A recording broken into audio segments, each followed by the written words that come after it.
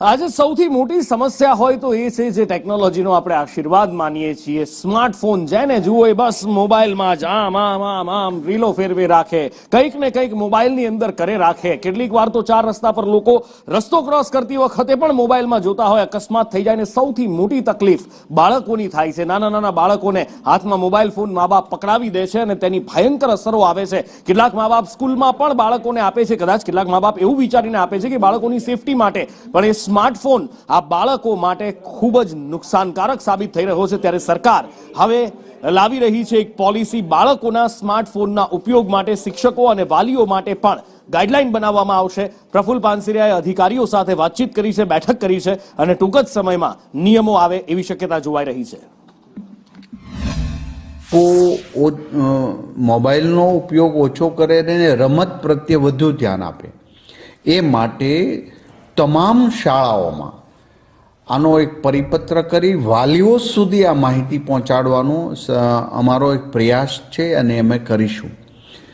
શિક્ષકો ક્લાસરૂમની અંદર ફરજિયાત મોબાઈલ ઉપર પ્રતિબંધ લગાવે. પ્રાથમિક શાળાની અંદર કોઈ પણ બાળક મોબાઈલ લઈને નહીં જઈ શકે એનો પરિપત્ર છે, એનું કડક અમલીકરણ કરીશું. વાલીઓ, શિક્ષકો અને બાળકોની એક ચોક્કસ ગાઈડલાઈન અમે તજજ્ઞો પાસેથી માહિતી મેળવી અને અમે એ પરિપત્ર કરીને વિદ્યાર્થીઓ સુધી અને વાલીઓ સુધી પહોંચે એનું એક અભિયાન સ્વરૂપે ગુજરાતમાં ચલાવીશું. આ તમામ માહિતીઓ બાળકના આંખને કેટલો દુરુપયોગ, આંખને કેટલું નડી રહ્યું છે, બ્રેનને કેટલી મોટી અસર થઈ રહી છે, આંગળાઓ અને એના શારીરિક ક્ષમતા ઘટી રહી છે.